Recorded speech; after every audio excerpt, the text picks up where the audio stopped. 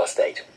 There's no issue that captures the tussles over the shifting balance of global economic power than who should be the next managing director of the IMF. When the West had everything its own way, it decreed the IMF should be run by a European. The Americans got the World Bank. With Dominique Strauss-Kahn's fall from grace, the issue of whether it's now time for a non-European to get a turn is alive. The big emerging countries have issued a statement demanding an open contest, not a stitch-up. But Europe does have a strong candidate, the charismatic French finance minister, Christine Lagarde. She wants the job, and I spoke to her a few minutes ago. I asked whether it should necessarily be a European who gets the job. Frankly, I don't think that it should be a European or an emerging economies candidate. It should be a good candidate. So my sense is that it should be an open, transparent and merit-based process. I sound like a parrot when I say that, because this is exactly what was agreed and actually included in the communiques of the various G20 meetings that have taken place. But I honestly think that the nationality, the origin, is something that doesn't really matter at the end of the day. What matters is the skills, the expertise, the experience, the willingness, the enthusiasm, the leadership, the background, all of that. Now, obviously, the culture, the civilization you come from, and so on and so forth, form part of your identity. But in terms of serving the institution, serving its entire membership, the country of origin should not be a criteria. But what you've just said is actually very important. So the leading European candidate is saying this is not reserved for a European. Other countries, particularly the emerging markets, should have a look in. It's all on the merits of the candidate, not on the nationality. Absolutely. That's a big moment. So give us your manifesto. Why should you be the candidate? Why should you get it? First of all, because I want to be managing director of the IMF. And I think that when you really desire something, you're prepared to give your best, to spend all your energy on the institution and on serving the institution. Number two, because I think I can do the job. When you look at the institution, its culture, its diversity, its mission, and when I know who I am and what I have done in the past, I think I can do it. Number three, I would be extremely honored, proud to serve the International Monetary Fund. It is a critical institution.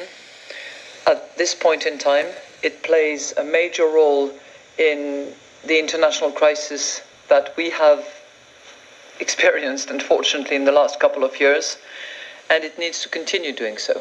It's clearly in a strong dialogue with the G20, which is an add-on to its regular mission.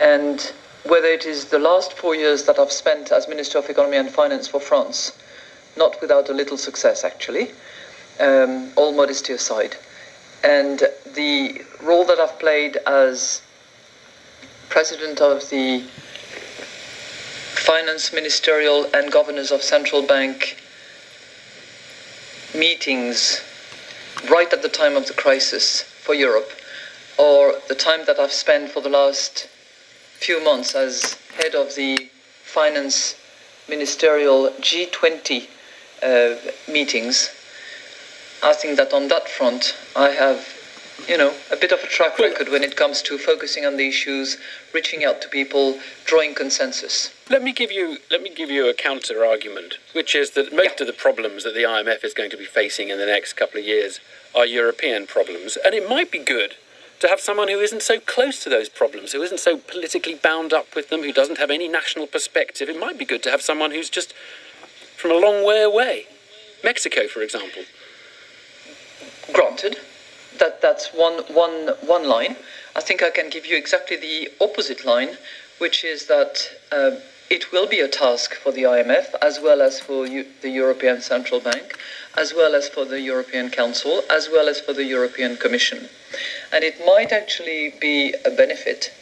It's not decisive, but it might be a benefit to actually know all these people, to know the intricacies of the European construction, to appreciate the political circumstances and background of each of the leaders, 27 of them, mind you, to actually be able to resolve that, provided, and that's an important point, provided that that person, be it me, can actually kind of divorce herself from the actual,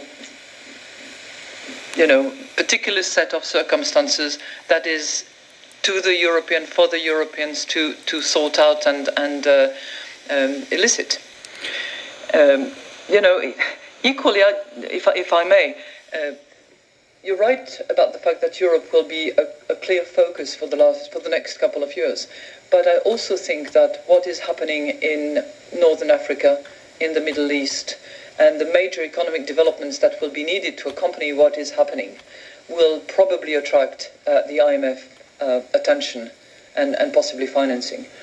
After everything that's happened to Dominic Strauss-Kahn, it is pretty clear that it would be helpful to the IMF if the next managing director was absolutely whiter than white, no question marks, no skeletons in cupboards. There is one question mark over you, which is, I don't want to get into the details of it, but you resolved a long-running dispute between the government in France and a supporter of Nicolas Sarkozy, and you resolved that dispute by setting up a panel to arbitrate on it, and that panel gave Nicolas Sarkozy's supporter a great deal of money, tens, hundreds of millions of euros. Is that going to be a problem for your candidacy, that this is still being investigated and looked at? I certainly hope it is not, because the case is totally empty, and it's clearly a political manoeuvring to weaken my position and to, sort of build a nice cloud over it. And, when I look at the case, when I look at what's been done, I've done everything in accordance, in full compliance and in respect of the law, and with the only purpose and intention to actually best serve the interest of France and not the interest of anybody who, for that matter, was previously a former socialist minister working for Mr. Mitterrand at a time when banks were run by the states in a particularly silly way. I need to ask you about Dominic Strauss-Kahn himself, of course.